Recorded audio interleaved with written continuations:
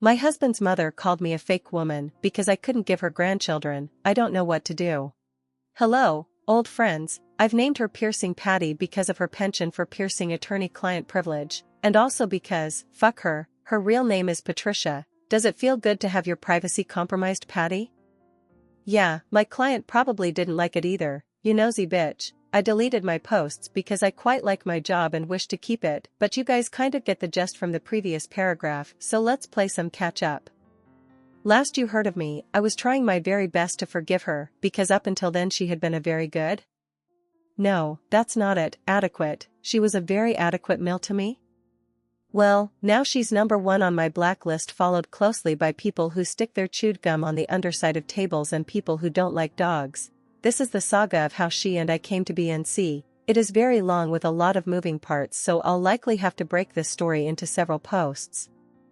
Piercing Patty, PP for efficiency, has a younger sister, AIL, who in turn has a daughter, CIL. AIL is a nice lady, but our relationship consists of very polite conversation every other Thanksgiving, so I don't consider us very close. AIL and PP live in southern state, DH, and I live in much larger, more urban coastal state. CIL currently attends college in our city. She is a very bright young woman and I've grown to be very fond of her. Since we are the only family CIL has in the area, we get the pleasure of hosting her for long weekends during holidays like MLK, when a 3-day weekend is nice, but would not warrant a trip all the way home for a college student. It's great. She gets to come do laundry and I have someone to talk to about my guilty pleasure, celebrity gossip. We feed her, she walks the dog for us. Sometimes I treat her to a mani pedi, and then we send her back with clean clothes and some leftovers. AIL has expressed how grateful she is that we open our home to her kid. It's no problem at all, AIL. It truly is our pleasure as your kid is awesome. Well, about 2 months ago, CIL was struck by a drunk driver as she was driving home from class. It was bad. The car looked like a crumpled piece of paper. When I went to the tow yard to get insurance figured out, and I saw how her vehicle looked, I felt like the wind was knocked out of me. We were very lucky. She only suffered from a broken leg and fractured wrist, but it could have been so much worse than I honestly cannot even talk about the accident without devolving into pure, unadulterated rage. Naturally, AIL was in a frenzy and needed to see her daughter ASAP. Now, this part is unconfirmed, but the story is that AIL was so emotional about the whole ordeal she asked PP to come along for support.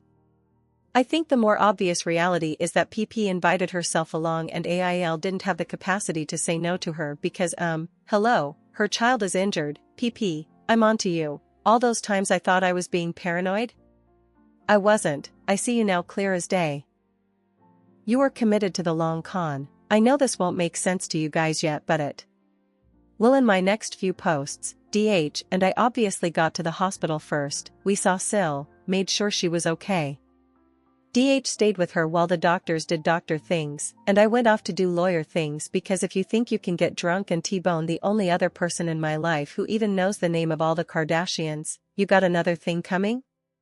AIL and PP arrived mid-afternoon the next morning.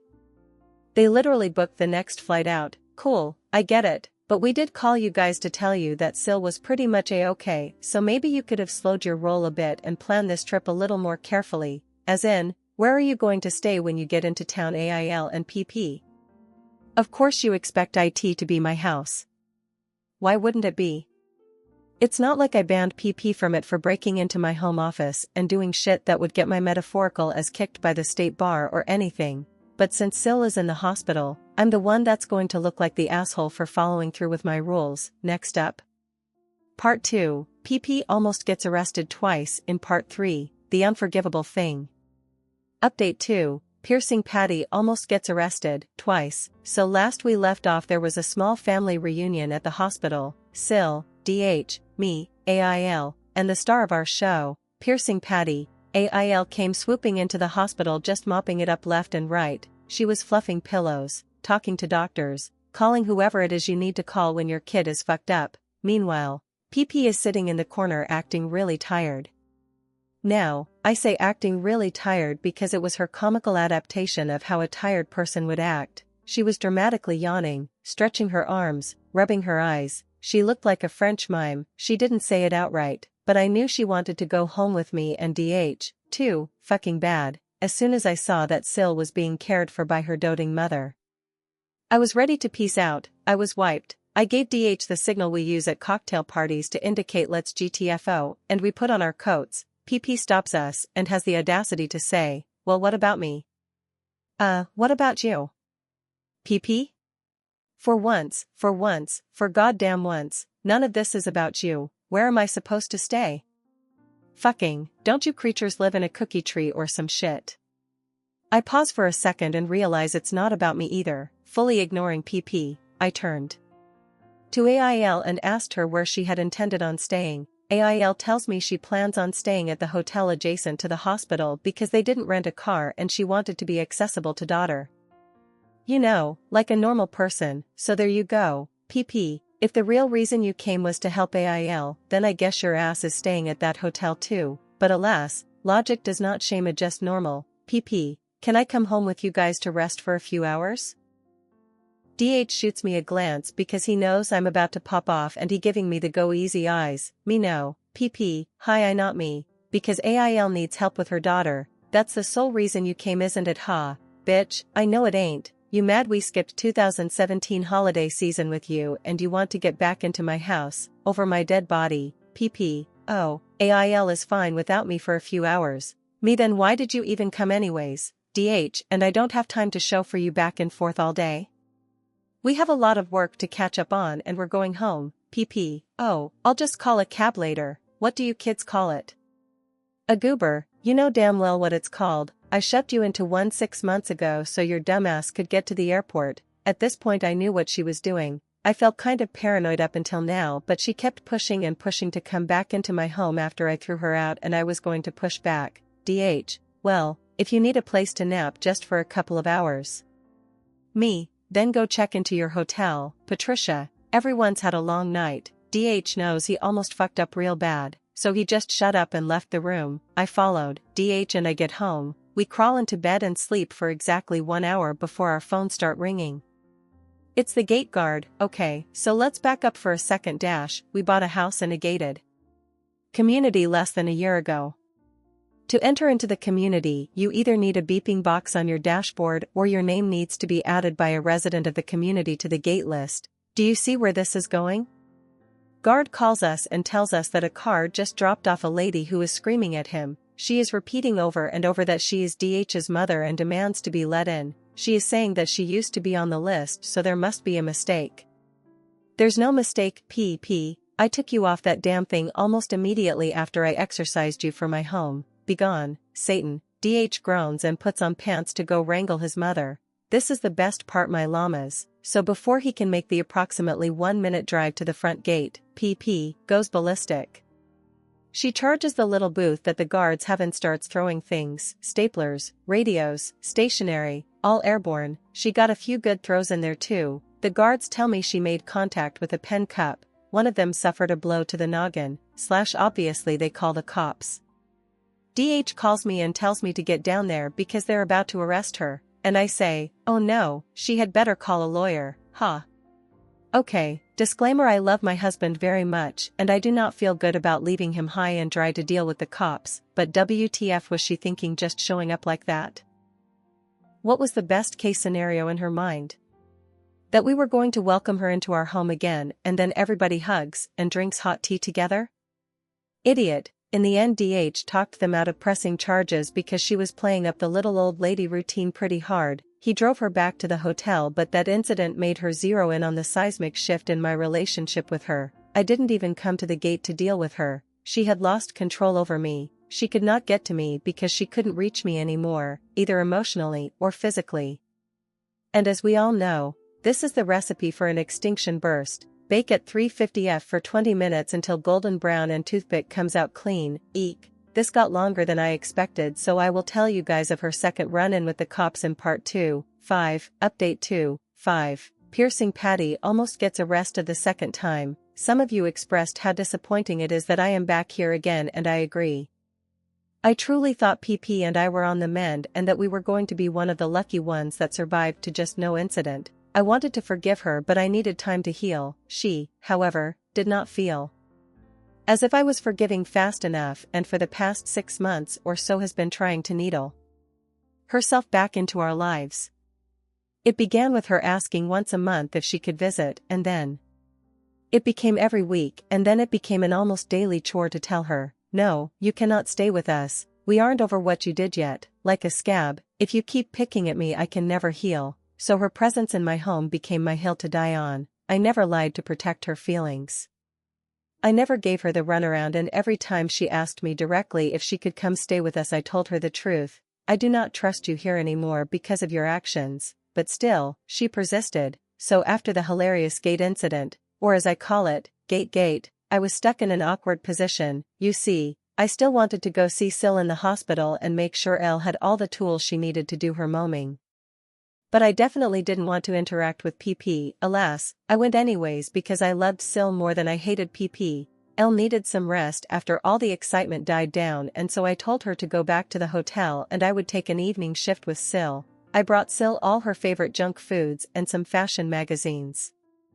We were busy chatting about some boys she had been seeing and whether he likes her or likes her. Ah, to be young again, in waltzes. PP with a worse look on her face. It honestly chilled the room. I don't know how to accurately describe this face, but imagine if you spent all day at the salon dropping tons of money on your stylist and colorist and then coming home to your husband saying, "I liked it better before." Yeah, it would be that face. It was the kind of disdain only a woman could convey on her face. Hey, you know what?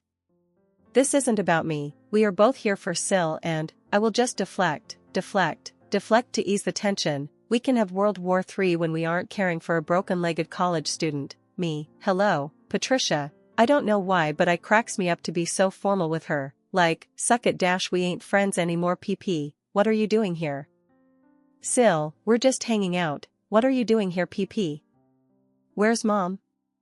PP, Elle took a goober to Target. She packed so quickly that she forgot a few things. Seriously, is this what we are calling ride shares now? If I wasn't so annoyed with her, I'd find it endearing. Sil, oh, I'm gonna call her. Maybe she can pick up some personal item and some favorite snack for me. Sil gets distracted calling her mom, so PP's full attention is on me now. PP, I don't know what I did to make you treat me like this. Me, seriously? Because it happened not that long ago. You broke into my office and compromised my client's privacy. That's what you did. Do you really not remember? I'm actually incredulous. PP, are you still mad about that? I said sorry. Me, yeah, it's kind of a big deal, Pat Trishu, and you can say sorry until you're blue in the face. I am not forgetting that it happened. You could have really messed things up for me and DH. PP, well, you can't keep me out of your life forever. I'm DH's mother. I have a right to be in his house. Me, he only owns half of that house. Pat Trishu, which half do you want access to? The left half or the right half? Ha, how many ways I could pronounce her name by emphasizing different syllables is a new fun game I play. PP, I would never speak to my mill that way. Me, you don't have a mill? So, like, the top half or the bottom half? We could quarter the home. And you could just stay in 2 quadrants at a time. Or, Sil gets off the phone with her mom. Click. PP, Sil, I came to bring you dinner. She hands over a bag of McDonald's. Sil, oh, no thanks, I'm kind of full from the stuff Mother and Pa's brought. You can just leave it there, I'll have some later. PP, well, I can't do anything, right, can I? Mother and Pa's gets to do everything and I can't do anything. Sil gets the most bewildered look on her face. PP, go ahead and ruin your body with that junk. She points to the pile of snacks I brought. I am a mother. I know you need real food to get better. Chill, lady. Chicken nuggets do not have medicinal properties. Mother and Pa's is not even a mother. She will never be a mother. She couldn't do what I did. Whoa, woo it. Okay, this thing just turned into another thing. At this point Sil is tearing up a bit. I mean, she's being yelled at for not eating McDonald's and she's scared. I feel bad because I know that PP's anger is directed towards me, and so I get up to leave because I didn't want Sil to have to bear my burden. I'm gathering my things and splash. PP tossed a big gulp-sized cup full of McDonald's Coke at me. Okay, first the fuck of all this purse is Eve Street, Lauren, so you're basically dead to me for getting the leather wet, and second of all, you were being so loud a second ago that a nurse poked her head in, saw you assault me with your refreshing beverage and called security. Sil yells at PP to stop. Security comes in and Sil begs them to make her leave. I'm already on my way out because I need to mourn the collateral of war that is my expensive-ass handbag, and then it happens. She lunges at me, not to hit me, but to get closer to point in my face and yell some more. However, that is not how security interpreted the situation, and the arm barred her so hard she fell on her ass. Haha, she gets told that if she does not leave immediately, they are calling the police. True to her new MO, she grabs one of those mauve pink plastic cup that was on Sil's bed table thing and throws in at one of the security guys and then books it out of the hospital before they could arrest her. I honestly didn't think she was in any shape to run, but hey, I'd been wrong before. It was impressively fast. Up next, the unforgivable thing that led to NC, Update 3, Piercing Patty does the unforgivable thing. Edit, no sass. I am so touched by everyone who partook in the I am not a real woman because movement in the comments. It was such an amazing show of solidarity to me and those who struggle with infertility. I read every single comment. I had never thought of myself as not a real woman. Even when we got the news from my doctor, I just thought of it like a scar or a hair color. It was just a characteristic of my body and I couldn't change it, so I wasn't ashamed of it. When PP said the unforgivable thing to me, it was the first time since the diagnosis that I felt so small. Like someone was informing me for the first time that this, in fact, was something to be very embarrassed over and I should lament for the rest of my life over the injustice. Well, I don't and I'm not. I have thousands of friends on the internet PP and they make me feel 10 feet tall. I don't fit into your little boxy definition of what a woman is, and that's okay because your approval would destroy me. You guys crack me up. Okay, in order of the most asked, although I would not say that it was in order of importance, I will answer the following. I had my bag cut, red-eyed, and re-sewn. The YSL survived, but it will never, ever be the same. Sil is doing fine. She is set to make a full physical recovery. Although I think she is still very frightened to drive by herself, I know it gives her anxiety to do simple things like run to the store. Poor girl. Last we left off, I was driving my sticky self back home to DH. I got home, explained what happened, and then I went into my closet, plucked my purses off their shelves one by one until I found the right one, dug into the online pocket, lit up one of my emergency cigarettes and had a long, deep drag. I was so angry and so humiliated. PP splashed a drink in my face, like, did I get my own show on the E-network? If so, when's the check coming? I got bags to replace. DH comes in and holds me for a bit. We talk. I am still trying to understand why she is acting like this. It's very, very aggressive compared to her past behavior. She's usually just extremely annoying. The physical escalation has me very worried. I start to think maybe it is a brain tumor. I will later learn that her only diagnosis is that she is an asset. DH calls his mom and sets up a meeting.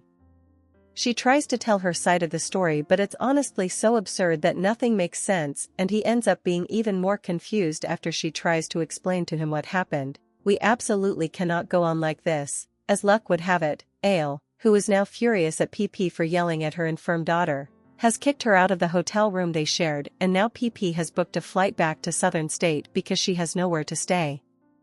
Don't look at me, bitch. The flight leaves tomorrow evening, so we plan to have lunch before we drop her off at the airport. Before I get to lunch, I want to share something with you guys. DH and I have been childless, not necessarily child-free, but we like to travel, go to bars until late at night, and do exclusively adult things. It was a lifestyle that worked for us for a long time, but in the last year or so, I've been kind of thinking that maybe I didn't need 2 guest rooms and that one of them would make a nice nursery, you know? We weren't trying, but we weren't not trying either. If it happens, it happens. Well, nothing happened. Nothing happened for a long time. I got insecure and suspicious. Long story short, doctor says it's me. It's fine. Don't do the sympathy thing, it makes me feel like I should be sadder than I am, and I'm not sad. Okay, that's a lie. I was sad for like a second, but to be honest, the not knowing was worse. Now I can plan on doing what I always wanted to do, fostering to adopt. No skin off my back. Now back to the lunch. Lord help us all. I have caught in the morning, so I can't give you guys a verbatim transcript, but the gist is this. PP has not saved for retirement, like, at all, you guys. She works at a job that pays average, but with theoretically would have an amazing retirement plan. However, taking advantage of this retirement plan would require foresight. I guess she just planned her work until she was dead. But then DH put himself through school and got an amazing career and got himself a wife that works, and now we are just so rich that of course we would want to raise PP as our own. The end, JK, not the end, so much not the end, all the not the ends. We haven't even started. This delusional cunt Crumb thought that when we were ready to have kids she would move in with us and take care of the baby. That was her retirement plan. So now that we know we aren't going to have any biological kids and that the fostering to adopt option may yield in us adopting older kids that don't need a full-time granny helping out, she has lost her retirement plan, in her head, all along. I was going to beg her back into my home because a newborn was going to be more than I could bear alone. She was just waiting me out. I was going to grovel, she was sure. I guess she really snapped when DH told her we weren't going to have kids. It kind of solidified that she may never be allowed back into the home, at least not via her retirement plan/nanny gig, and she became desperate to get into my house because she viewed it as the home where she would spend her twilight years. Like bitch, I wouldn't even let you spend the duration of the Twilight movie in my house. Get out of here with that dumbass idea. Okay, side note, she's also in her early 50s and in reasonably good health. I mean, I just saw you run like Usain Bolt from 2 hospital security guards, so I don't think now is an appropriate retirement age for you. You got a few tax-paying years left. I was kind of stunned at lunch, so I didn't say much. DH was panicked because he knows it will fall on him to figure it out for her, but we both agreed that this was absolutely, never, ever, going to happen. It's amazing how you've been with someone so long that you can convey that entire message and nothing but a glance. DH told her flatly, Mom, you cannot live with us. We like our life as it is and we don't think it's a good idea to be sharing our. And then, as if on cue, she start crying uncontrollably, loud, heaving sobs. Lol, whatever bro, keep your crocodile tears away from my club sandwich. It's got 3 slices of bread, so this is a celebration sandwich. I'm not going to let you ruin a 3-slice day for me. And then she says the unforgivable thing, if your wife was a real woman, I wouldn't have to live on the streets in my old age.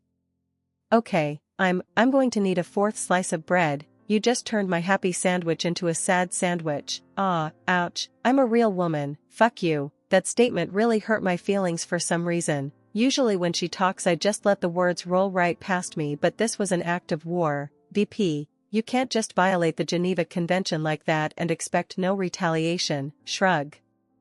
I kept eating my tiny triangles. Why do they always cut club sandwiches into tiny triangles? I was going to take a beat to address the horrific thing she just said to me. I don't respond to attacks until I know that I can particularly stand up for myself, but the shock left me a little weak. So I'm thinking about how I'm going to respond because I can feel tears well up in my eyes and I know the next time I blink I'll be crying. All of a sudden I'm wearing my jacket, and now my arm is getting yanked, and now DH is throwing of cash haphazardly onto the table. My tiny triangles, I wasn't done, and now I'm in the car. We never responded, I never even said anything to defend myself. He shut my passenger side door and I cried harder than I remember crying in a long time. I knew we were done. I cried because I was relieved. I really thought he'd choose to help her because she was his mother. I thought I was going to have to help retire her one day if I wanted to stay with him, but she did the unforgivable thing and now we are both off the hook. Yay? I'd cow she got to the airport TVH, probably took a goober. I never thought about that before I started typing this story out. When we got home I told him no more. She's blocked on everything and I told the gate guards to call the police immediately if she shows up again. Don't even notify me. She needs to get her own phone plan. Any trips to Southern State will not be attended by me. All the money we were giving her was going to stop. He can send her whatever he wants from his discretionary budget, but I wasn't going to send her any of my wonky wound money. I'm a real woman, goddammit. I don't need to shoot a baby out of my vagina to know that. You can suck my dick. Patricia. No contact. Full stop. I don't have any more updates for you guys. That was months ago and her name isn't even whispered in my house. DH doesn't talk about her, although I'm sure she's been begging him for more money. I don't think about her unless I am feeding llamas, and all we are concentrating on is getting approved to be foster parents. I hope my kid marries an attorney when asked, / he grows up, so I can relive this saga step by step from the other perspective. Ha ha ha.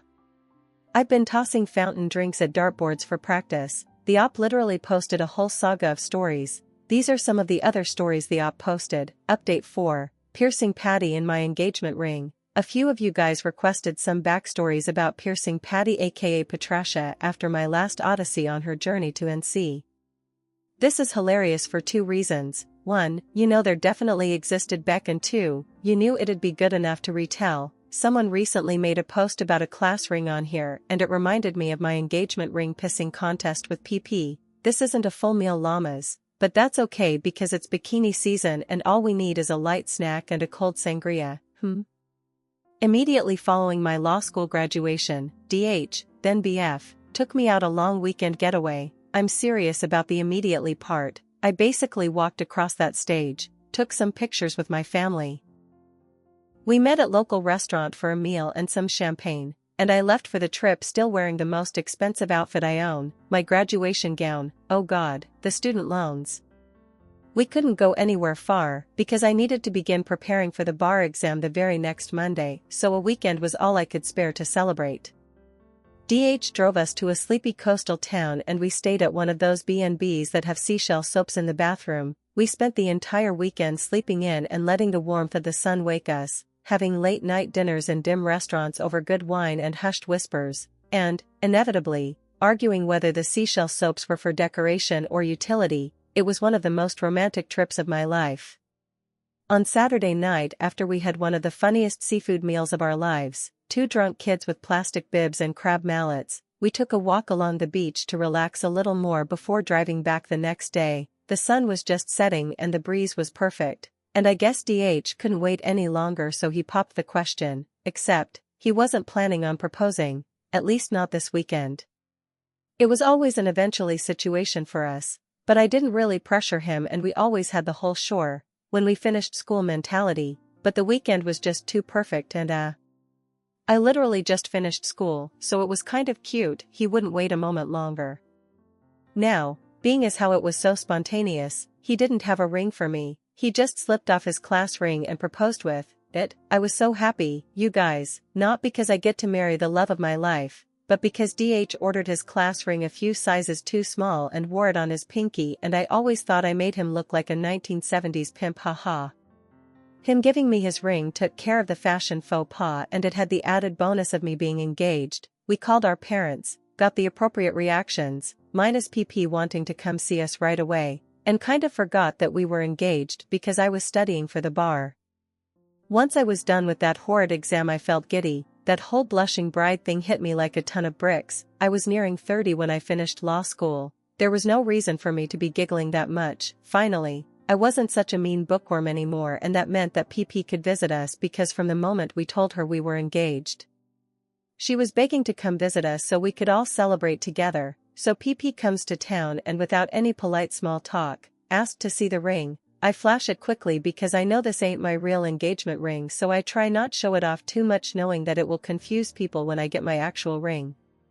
The class ring was just a spur of the moment ring, and what PP didn't know is that after we got back from the trip DH took me to a jeweler to pick out what I wanted. Turns out, I didn't want any of them, and in my high maintenance glory, I got to pick out my own stone and design my own setting. Oh boy, was I glad he didn't plan his proposal. Making my ring was so fun, but it would take months to complete. I still plan to wear DH's class ring around a necklace though, it was so sentimental to me. But this bitch, fucking PP, so we are on our way home from the airport and stop for lunch. PP asked to see the ring again and I show her thinking that she's just excited her son's getting married. But no, she asked to try it on. I'm like, maybe later, I'm only human. My spine had to grow one pant leg at a time. During her week with us she kept asking and asking. If I was doing the dishes she would say, "Oh, you don't want to scratch the beautiful ring, take it off and I'll wear it so you don't lose it. I promise I'll give it back." And then she did this laugh thing that's not exactly a giggle and not exactly a cackle either. She gackled. I was so weirded out. I wasn't even annoyed, it was just strange. I knew we were playing a game but I didn't know what the rules were. I mean, you guys know what a class ring looks like, don't you? Especially a men's one? Nothing like an engagement ring, it's very masculine. The band and mount usually has engraving or stamp of the graduation year. The stone set into it is usually a dark-colored, semi-precious one, it was a cool looking ring but not something I'd consider bridal, so the only explanation I could muster was she wanted to wear it because it came from her son? Why, again, do you want to be engaged to your son, PP? Barth, so all week I had to guard my ring like it was my Prexuus. I honestly didn't even take it off when I slept because I wasn't sure she wasn't going to sneak into our bedroom and slip it on to spite me. I know it sounds paranoid, but PP would not let up with her insistence that she'd be able to try the class ring on. I felt like I was at Guantanamo. She was asking me about it so relentlessly, but as you all know, if you play bitch games you will win bitch prizes. Toward the end of her stay at Hotel to Mother Rinpoche, my jeweler called and my ring was finally ready. Yay, I had been waiting for what felt like an eternity, so we tell PP we needed to run an errand real quick and to watch some Netflix while we are gone. I deliberately left the ring on my nightstand knowing that I just jumped shark-infested waters. We pick up my ring and it is perfect. A tasteful one, 5-carat oval set in a rose gold paved double band and with 2 little birthstones, mine and his, set on the inside. The ring really felt like mine and no one else's due to the fact that I got to design it in a little birthstone secret we put in. So we got home and PP is on our couch watching TV. She turns to us and waves hello. I'm entering my own home. Why would you wave to me? Ah yes, to bring attention to the fact that you are wearing the class ring, ha ha ha. Now, keep in mind she didn't know we were going to pick up my engagement ring. She didn't even know we had another one made because DH doesn't think to talk about stuff like that with his mother, and I felt petty all week. So I waltz right over to her, grab the hand she is wearing the ring on, her left hand by the way. Second barf, with my right hand, take an amused look at the ring. You ladies know the one where you lightly grab your friend's fingers when they show you their new ring. She's looking kind smug now thinking she's under my skin. She is holding eye contact with me like bitch, what's your next move? So as I am holding her left hand with my right, I dragged my left hand down her forearm until she hears a clink, clink, clink. It was the sound of metal on metal. She looks down and bam, I am wearing a brand new diamond her son paid for. It just came from the jeweler too, so this thing is refractive AF. Mother and Paws hasn't had the opportunity to get any Cheeto powder into the crevices yet, baby. Her eyes widen, and this is the moment she knew I was a formidable enemy. I smiled and said, that ring looks gorgeous on you, why don't you keep it? It's worth almost nothing anyway, what's DH gonna do, be mad at me for giving his mother a free ring? I came out smelling like roses, thank you, goodbye PP. By the way, she left the ring on my dresser when she left. It was never about the ring. I got engaged to her son and she wanted to assert her dominance in his life. She didn't anticipate that I had seen Tina Fey's Mean Girls like 17 times and cannot Regina her any day. I still wear the class ring on a necklace, sometimes, but I will not let DH have it back because when it puts it on his pinky he develops a fake Italian accent and tries to emulate Godfather-style gangsters. Bada bing, bada boom, the witch flew back to Southern State on her broom. Update 5, piercing Patty on my wedding day. So, this story is a bit of a throwback and I didn't even recognize it as being truly just no until I started lurking here. From my perspective at the time, it was an honest oversight, but as we know llamas in Just No Land, it's absolutely deliberate and your fault if you call them out and also your fault if you ignore their behavior for attention. So away we go back to the year 20XX and today is my wedding day. PP had not been heavily involved with wedding planning, but to be honest neither was I. I hired a friend I knew from college who I trusted. I forwarded her some inspiration boards and then promptly fucked off because I had no business wedding planning at that stage in my career. Sure, I did the important stuff like food tasting and touring venues, but the details, the nitty-gritty stuff, was done via her texting me 2 photos and me texting back, first one or second one. If you have someone you truly, super duper, absolutely fucking lootly trust this method of wedding planning is 10/10 would recommend. So in a way, my wedding was kind of like an extreme version of a surprise party. I mean, there was no other way to do it unfortunately. I was working 70-hour weeks as a young associate and paying off my enormous student loan debt as a new graduate and trying to elbow my way into a very exclusive good old boys club at work, and I just didn't care whether we had P&Ds or lilies. JK, I totally care, fuck lilies, but you guys get it. I didn't have a lot of room to let PP into the process because I just wasn't the involved bride she wanted me to be. Vailp, as you know. That's grounds for punishment, although I didn't know it yet. PP was gonna get me back. She thought she was so slick. If I wasn't gonna involve her, she wasn't gonna involve me. So, I had no idea what she was wearing to my wedding. Everybody knows where this story is going. This scenario has less foreshadowing surprise than a Nicholas Sparks novel. Now, before I tell all you llamas what you already know, let me give you in teensy, easy detail about myself that I hadn't shared already because I didn't want to be I'm not a white. Sure, I was born in America, but my parents are immigrants and they raised me to not lose my sense of culture from homeland. That was all a long-winded way of telling you guys that brides from homeland were red on their wedding day. I think it's a beautiful tradition and I wanted to emulate my ancestors on my wedding day by wearing a red traditional dress instead of the westernized white gown. Plus, between you and me guys, I just look a lot better in red than I do in white, so that's also kind of why I did it. Thank baby Jesus. I had a second culture that had traditions that didn't wash out my skin tone. Prayer hands emoji. So I'm getting hair and makeup done and the photographer is taking all kinds of boudoir shots and the whole hotel suite is abuzz with activity when sudden PP pops in. Ah, what are you doing here PP? My tits are out. Go away PLS. Fine, I'll cover my nipples but only one, you can pick, left or right. Well, if you're embarrassed PP, then you should probably not show up to bridal suites without being invited. GRRRRRR. PP makes a big show of wanting to see me before the wedding and showing me her dress. I'm like, cool, I get it, you only have sons and you want to do a pre-wedding moment with a daughter, but can we do this in a bit?